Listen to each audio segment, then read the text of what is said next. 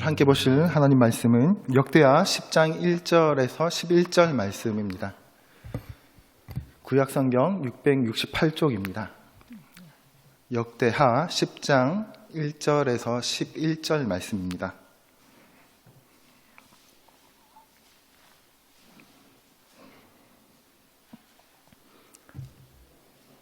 네, 우리 함께 한 절씩 교독하도록 하겠습니다.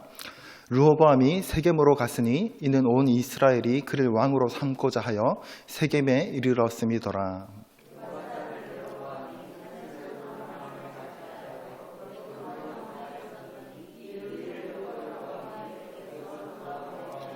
무리가 사람을 보내어 그를 불렀더라. 여로보암과 온 이스라엘이 와서 르호보암에게 말하여 이르되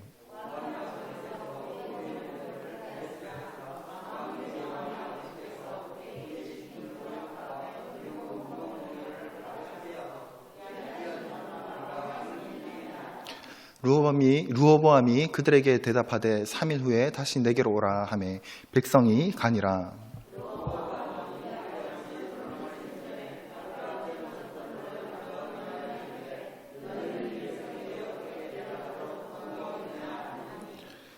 그들이 대답하여 이르되 왕이 만일 이 백성을 후대하여 기쁘게 하고 선한 말을 하시면 그들이 영원히 왕의 종이 되리다 하나.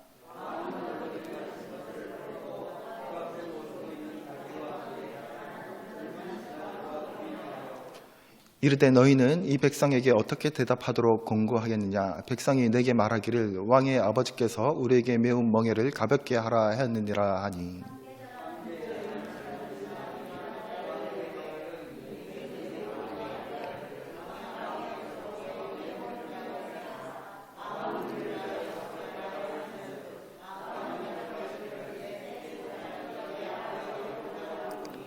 함께 읽겠습니다. 내 아버지가 너에게 무거운 멍에를 매게 하였으나 이제 나는 너희의 멍에를 더욱 무겁게 할지라. 내 아버지는 가죽 채찍으로 너희를 치셨으나 나는 정갈 채찍으로 하리라. 아멘. 할렐루야. 네, 수요예배 가운데 나오신 성도님들 환영합니다. 우리 이제 오늘 본문이 역대하 10장입니다. 이제 역대 1장에서 9장까지는 이제 계속해서 솔로몬에 대한 내용들, 그리고 솔로몬의 성전에 대한 얘기들, 솔로몬의 어떤 통치와 그 다스 이야기들을 우리가 계속해서 살펴보았습니다. 그리고 오늘 10장부터는 이제 이스라엘이라는 이 왕국이 역사가 시작되는데 이제 분열하는 이제 이야기가 시작되는 내용이 시작됩니다. 어떻게 남과 북으로 나누어지는지를 설명하고 있는데요.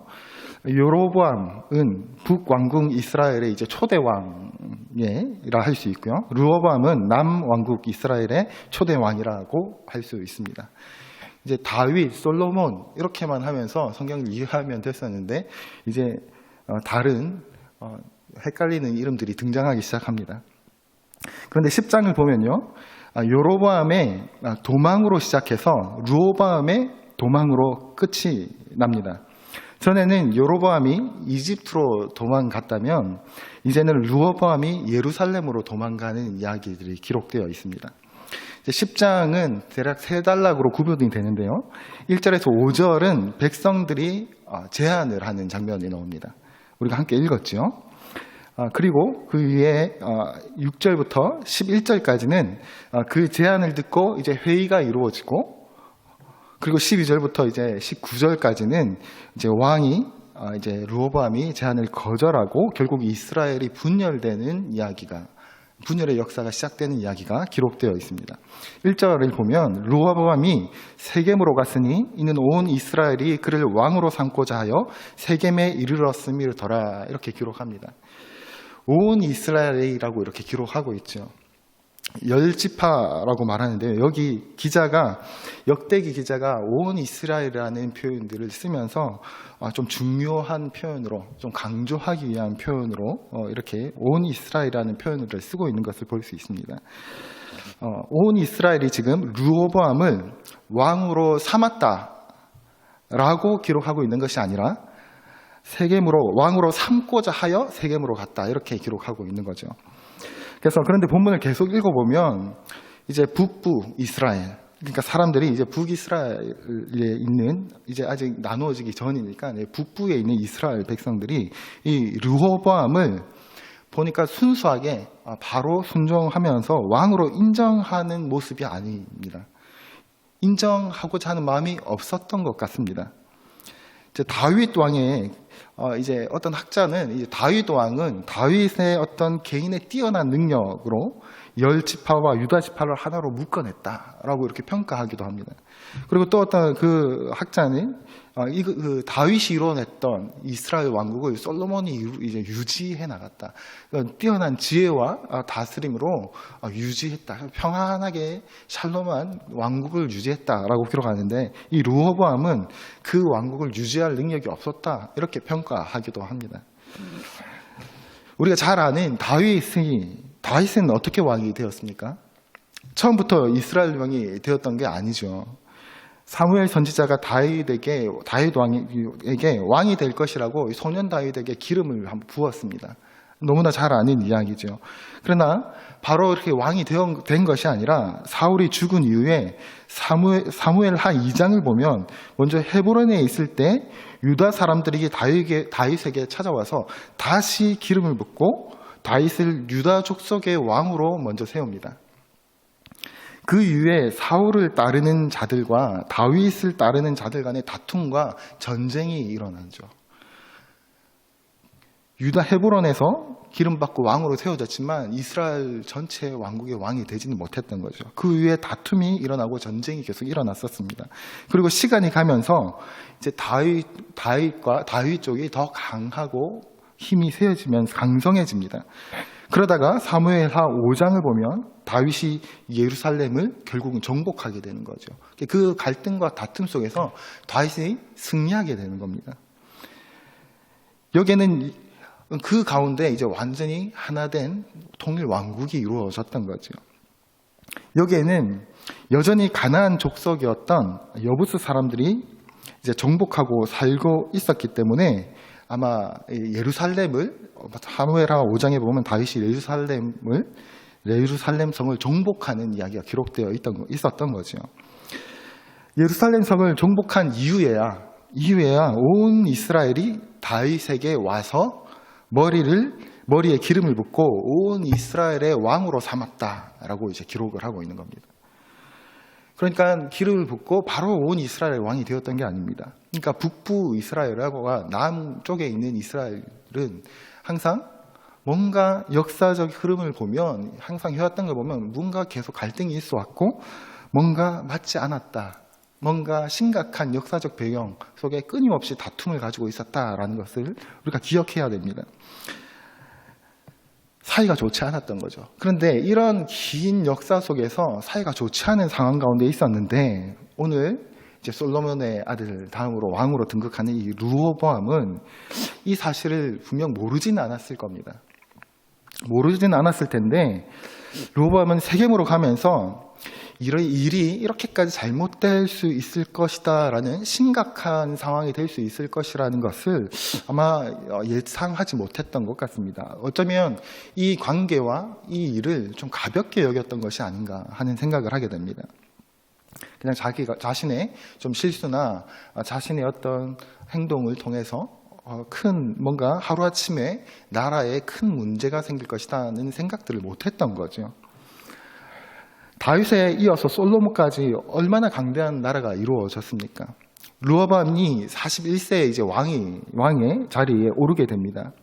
솔로몬의 통치가 40년인 것을 생각해 보면 아마도 이 르호보암은 어렸을 때부터 갓난아기 때부터 이제 왕자로서 그 나라가 부강하고 평안한 나라로 유지되어 왔던 것들을 당연하게 누리며 커왔던 왕이었을 겁니다. 그리고 그 과정 가운데서 하나님께서 아버지 솔로몬을 통해서 어떤 역사들을 하시며 이스라엘 민족을 하나가 되게 하시고 또 어떻게 강하게 구하게 그리고 또 무엇을 이스라엘 백성에게 요구하셨는지도 모두 보면서 아마 자라났을 겁니다. 어쩌면 그것이 너무 당연하고 익숙했기 때문에 자신의 그 자리가 어쩌면 당연하다고 여겨졌는지도 모르겠습니다. 물론 르호보암이 왕이 될 때는 이스라엘이 솔로몬 때와 다윗 때보다는 좀 쇠약해지는 모습들이 있긴 했지만, 그렇다고 해서 자신의 어떤 연약함, 자신의 실수 때문에 나라가 하루아침에 어떻게 될 것이다 라는 생각들은 하지 못했던 것 같습니다. 2절에 보니까 느밧의 아들 여로보암이 전에 솔로몬의 왕의 낯을 피하여 애굽으로 도망하여 있더니 이 일을 듣고 여로보암이 애굽에서부터 돌아오매, 이렇게 기록합니다. 3절을 계속해서 3절을 보면 무리가 사람을 보내서 그를 불러냈다고 기록을 하고 있는 장면이 있습니다. 그러니까 여로보암이 눈치를 보다가 르호보암이 온 것을 보고, 발음이 제가 혹시 발음이 꼬이면 잘 알아들으시면 감사하겠습니다. 하면서 계속 언젠가 두 이름이 바뀔 것 같은 기분이 자꾸 들어서, 여로보암이 눈치를 보다가 올라온 것이 아니라 북이스라엘 사람들이 그러니까 이집트에서 여로보암을 모시고 왔던 거예요. 르호보암이 세겜에 가니까 지금 누가 있느냐면 여로보암이 있는 거예요. 여로보암은 원래 솔로몬의 신하였습니다. 이집트로 도망한 상태였던 거죠. 그런데 그런 여로보암이 지금 이스라엘 지파의 대표로 나와 있는 거예요. 북쪽에 있는 이스라엘 지파의 대표로. 여로보암은 솔로몬의 아주 유능하고 신뢰받았던 신하로 기록되고 있습니다. 그러니까 역대하 지금 2장 3절에서 들어가면서 지금 바로 이 배경을 알고 있다는 전제를 가지고 그냥 얘기를 갑자기 시작하고 있는 겁니다. 열왕기상 11장 28절을 한번 보시겠습니다. 열왕기상 11장 28절. 이 사람 여로보암은 큰 용사라 솔로몬이 이 청년의 부지런함을 보고 세워 요셉 족속의 일을 감독하게 하였더니, 솔로몬이 이 여로보암이 청년일 때 발탁을 했던 사람인 거죠. 아마 그래서 솔로몬의 치세 때 여로보암은 이 공사장의 감독으로, 아마 능력을 인정받았던 감독으로 섬겼던 그런 직책을 맡았던 사람입니다. 솔로몬이 왕위를 지금 이어받은 르호보암의 입장에서는 아주 불편한 사람이 지금 북쪽 이스라엘의 대표라고 해서 지금 갑자기 나타난 거예요.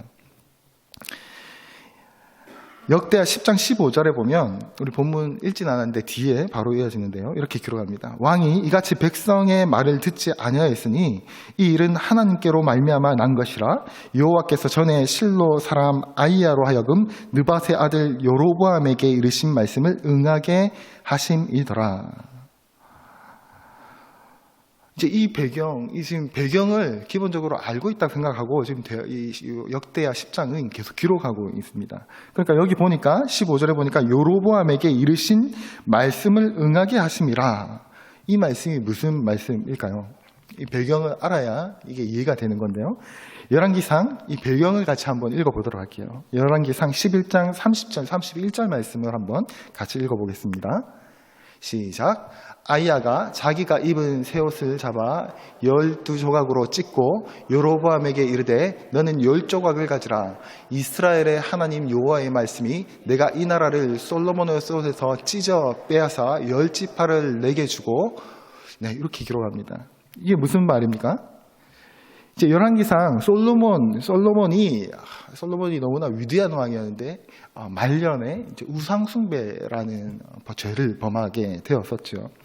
그때 하나님께서는 솔로몬의 이 우상 숭배 이 과정 가운데서 이 이스라엘 민족을 이 여로보암에게 찢어서 10지파를 이 여로보암에게 주겠다라는 예언을 들었던 인물인 거예요. 근데 이 배경을 보면 선지자 아이야가 이 예언을 솔로몬에게 해주는데요. 이 두 사람 가운데 있었던 일을 아마 당시에 솔로몬의 귀까지 이제 흘러 들어갔던 것 같아요. 그러니 당시에 왕이라는 자리에서 신하가 그 지파를 찢어서 왕이 될 것이다라는 말이 돈다는 것은 무엇을 의미하겠습니까? 반역자로 치부가 되겠죠. 솔로몬의 이 소식이 들어갔을 때 이제 이 솔로몬은 이 여로보암을 잡고자 합니다. 여로보암은 어떻게 해야 되겠습니까? 도망을 가야겠죠. 살기 위해서는. 그래서 이집트로 도망을 간 상태. 그렇게 헤어졌던 관계인 거죠. 아주 불편한 관계였습니다. 그런데 솔로몬이 하늘나라에 가게 되고 그 다음에 아들 르호보암이 왕이 되었을 때 이 르호보암이 가볍게 왕이 되고자 하여 세겜으로 갔더니 이 여로보암이 대표, 10지파의 대표라고 해서 나타난 겁니다. 이제 상상이 되시죠? 얼마나 불편한 사람이 지금 이 가운데 나타난 것인지. 다시 본문으로 돌아오면요. 지금 북이스라엘, 이 10지파의 사람들은요, 이랬던 여로보암을 자신들의 대표로 데리고 온 거예요. 그래서 르호보암에게 나온 겁니다. 여로보암은 북이스라엘 사람들에게 그 사람들을 등에 업고 그에 힘입어서 당당하게 르호보암에게 이렇게 제안을 합니다. 4절입니다. 왕의 아버지께서, 그러니까 솔로몬이 우리의 멍에를 무겁게 하였으나 왕은 이제 왕의 아버지께서 우리에게 시킨 고역과 매운 무거운 멍에를 가볍게 하소서. 그리하시면 우리가 왕을 섬기겠나이다. 이렇게 말을 합니다. 사전 말씀을 잘 보면요, 여로보암과 지금 북이스라엘 사람들이 왕의 아버지, 그러니까 솔로몬에 대해서 말하는 이 내용은 굉장히 심각한 내용입니다. 굉장히 무겁고 심각한 말이죠. 지금 이 내용은 무엇을 상기시키냐면 출애굽기의 내용을 상기시킵니다. 출애굽기 6장 9절을 한번 읽어보겠습니다.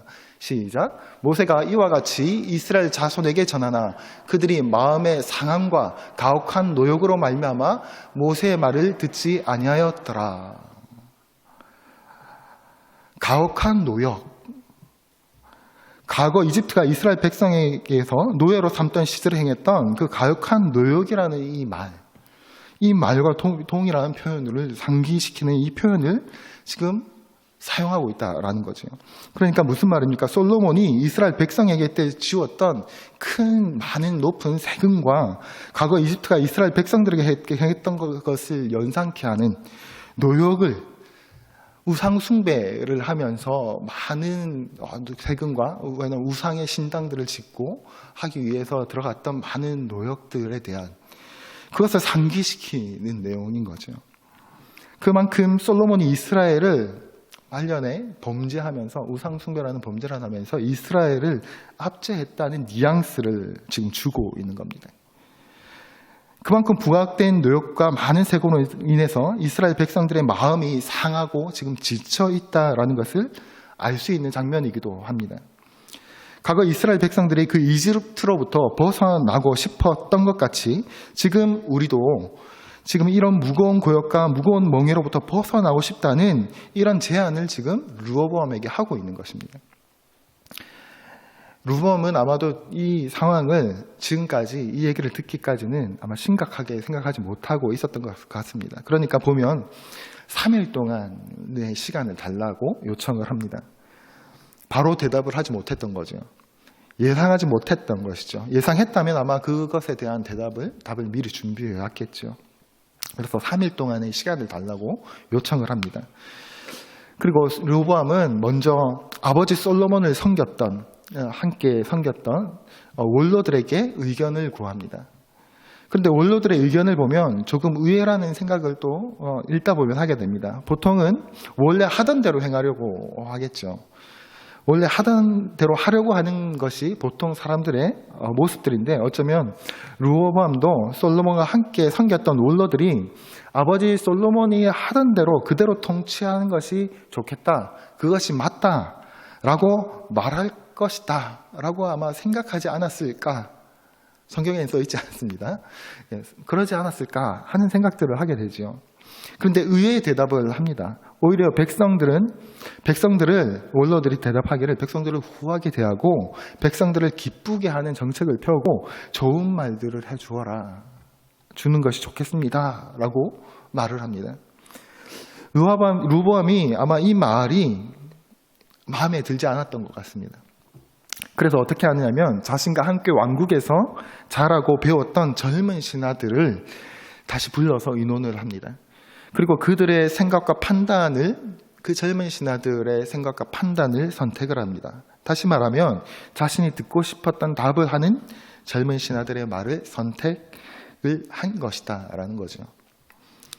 그리고 역대하 10장 우리 12절 14절 본문 본문인데 한번 같이 읽어볼게요. 역대하 10장 12절 14절 시작. 3일 만에 여로보암과 모든 백성이 르호보암에게 나왔으니 이는 왕이 명명하여 이르기를 3일 만에 내게로 다시 오라 하였음이라. 왕이 포악한 말로 대답할세 르호보암이 원로들의 가르침을 버리고 젊은 신하들의 가르침을 따라 그들에게 말하여 이르되 내 아버지는 너희의 먹이를 무겁게 하였으나 나는 더 무겁게 할지라. 내 아버지는 가죽 채찍으로 너희를 치셨으나 나는 정갈 채찍으로 치리라 하니라. 르호보암은 마음이 상하고 지쳐있는 백성들에게 아주 가혹한 말을 내뱉습니다. 아주 가혹하게 그들을 대우합니다. 마치 누구를 상기시킵니까? 모세와 백성들의 제안을 듣고 더 강팍하게 반응했던 바로와 같은 바로를 연상시키는 반응을 합니다. 힘으로 더 강하게 누르고 자신을 따르게 하면 될 것이다 라고 판단을 했던 거죠. 참으로 안타까운 장면이 아닐 수 없습니다. 이것이 바로 어쩌면 인간의 한계가 아닌가 하는 생각도 하게 됩니다. 하나님을 알면서도 그는 하나님의 말씀과 이스라엘을 이끌어 가시는 하나님의 역사를 보았을 것임에도 불구하고 보면서 자랐을 것임에도 불구하고 그는 자신이 듣고자 한 답을 선택합니다. 자신의 권력과 입지를 더 강화하는데 자신이 르호보암 자신이 원하는 답을 원로들이 하지 않았을 때 즉시 그는 다 자신이 듣고자 하는 답을 해줄 젊은 신하들을 찾는 것이죠.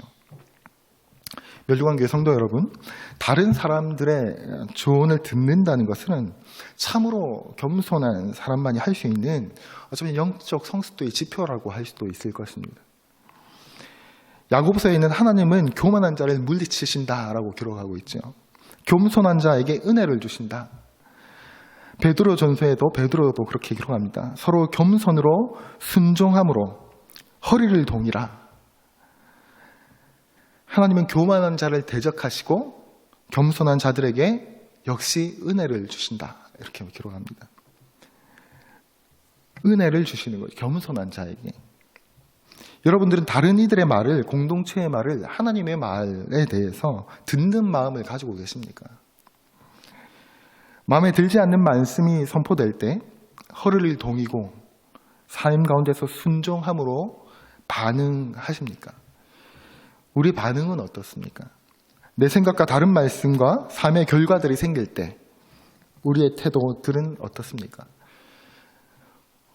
혹 이런 말씀이 어쩌면 생소하게 들릴지도 모르겠습니다. 우리 수요예배 나오시는 성도님들은 예배도 성실하게 정말 참석하시고 항상 말씀을 듣고 말씀 따라 살려고 그래도 노력하시는 성도님들이 있기 때문에 어쩌면 이런 말씀들이 더 생소하게 될지도 모르겠습니다. 말씀은 교회에서 아니면 예배 때 은혜 받고 감동받는 것인데 내 생활의 삶 가운데서 바빠 죽겠는데 그래도 큰 범죄하지 않고 살면 됐지. 더 신경 쓸 여력도 없는데 사실 살다 보면 바쁜데 라는 한편에 우리 마음 한켠에 이런 생각들을 혹시 갖고 계시지는 않습니까? 아니면 혹은 하나님의 말씀을 의식하지도 못하고 우리의 일상을 정신없이 살고 있지는 않으십니까? 바라기는 저와 여러분들이 사람들 사이에서도 세상 사람들 사이에서도 그리고 우리 사람과의 관계 속에서도 성숙한 성품과 인격을 가지고 그리스도를 드러낼 수 있는 그런 우리들이 되기를 간절히 바랍니다. 그러나 더 바라는 것은 최소한 주님의 말씀을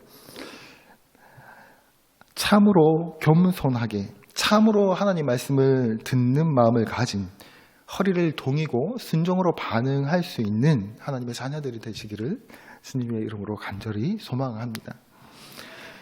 저는 듣지 못하는 르호보암의 죄성을 보면서 예수님께서 하신 씨 뿌리는 자의 비유가 생각났습니다. 너무나 익숙한 말씀이죠. 씨 뿌리는 자. 농부가 길가에서 씨를 뿌립니다. 그리고 새가 먹어버리는 거죠. 돌밭에 씨가 뿌립니다. 싹이 나나 곧 금세 말라 죽습니다. 가시 떨기 위해 또 씨를 뿌립니다. 농부가.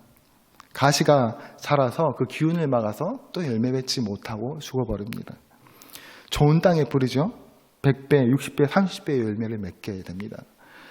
이 말씀을 들으면 우린 반성하게 되죠. 아, 그래, 내 마음을 하나님 좋은 밭으로 읽어야지. 하나님 우리의 마음을, 저의 마음을 좋은 밭이 되게 하시고 상관한테 열매 맺는 삶을 살게 해주십시오 라고 기도합니다.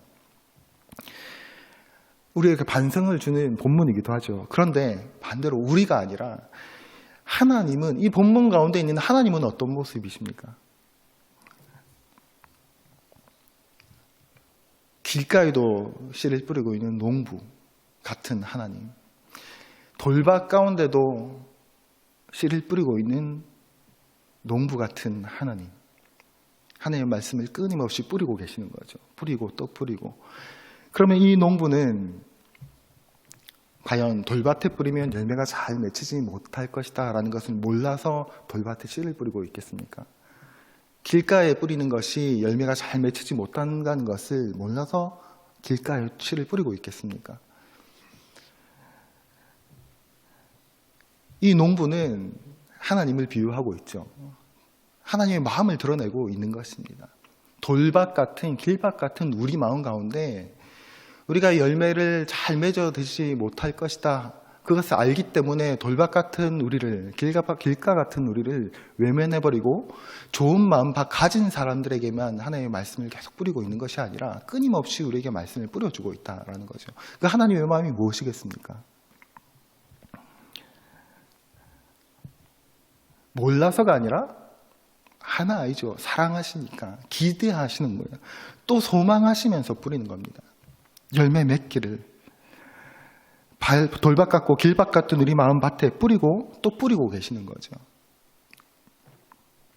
르호보암의 삶 가운데서도 보여주신 하나님의 인도하심 또한 그것은 놀라운 것이었을 겁니다. 그 역사를 이끌어 가시는 것들은 르호보암은 보면서 자랐을 것입니다. 그런 르호보암의 지금 이 순간의 이 결정은 끊임없이 수고하시고 역사하시고 보여주시며 들려주시는 하나님의 뜻을, 하나님의 마음을 외면하고 무시하는 것이었습니다. 어쩌면 우리가 일상 속에서 하나님의 말씀을 의식하지도 못하고, 의식하지도 않고 살아가는 것과 어쩌면 같은 모습일지도 모르겠습니다. 이 르호보암은 권력욕에 취한 세상 사례에 눈이 먼 어리석은 판단을 하게 되는 거죠. 이 어리석은 판단으로 결국 이 르호보암의 어리석은 판단으로 이스라엘은 어떻게 됩니까? 10장 16절을 한번 읽어보겠습니다. 시작. 온 이스라엘은 왕이 자기들의 말을 듣지 아니함을 보고 왕에게 대답하여 이르되 우리가 다윗과 무슨 관계가 있느냐? 이새의 아들에게 받을 유산이 없도다. 이스라엘아 각각 너희의 장막으로 돌아가라. 다윗이여 이제 너는 내 집이나 돌보라 하고 온 이스라엘이 그들의 장막으로 돌아가니라. 여러분, 이스라엘 백성들이 얼마나 상하고 분노에 쌓여 있는지 이 본문에서 느껴지십니까? 16절 말씀에 표현되고 있죠. 우리가 다윗과 무슨 관계가 있느냐? 다윗이 누군지 몰라서 이런 말을 하고 있겠습니까? 이 말은요, 과거에 세바라는 사람이 다윗에게 반역했을 때 했던 말과 동일한 표현을 담고 있는 겁니다. 반역하는 말과 동일하죠. 이제 너희 집이나 돌봐라. 너희 가문이나 돌봐라. 우리는 상관없다. 이렇게 말하고 있는 겁니다. 역대기 기자는요, 1절에서 사용했던 온 이스라엘이라는 말을 16절에서 다시 사용하면서 지금 이스라엘의 하나됨이 얼마나 심각하게 무너지고 있는지를 말하고 있다는 것이죠. 그런데 여기서 끝나는 것이 아닙니다. 17절 말씀입니다. 그러나 유다 성읍들에 사는 이스라엘 자손들에게는 르호보암이 그들의 왕이 되었더라. 이렇게 기록합니다. 그러나 유다 사람들은 그래도 르호보암을 왕으로 섬깁니다.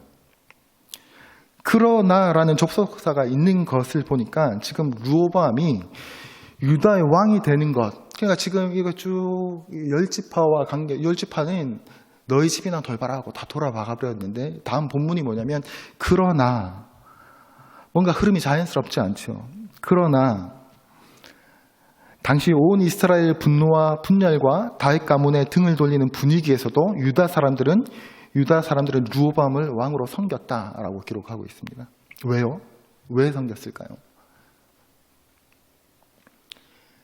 유다 민족들의 마음이 어떠했는지 우리가 아는 것도 중요하겠지만 역사는 이렇게 흘러가고 있는 거죠. 과거 아히야 선지자가 여로보암에게 전했던 말씀을 보면요, 그 뒷부분에서도 보면 그러나로 시작하는 걸 볼 수 있습니다. 열왕기상 11장 34절 36절을 한번 보겠습니다.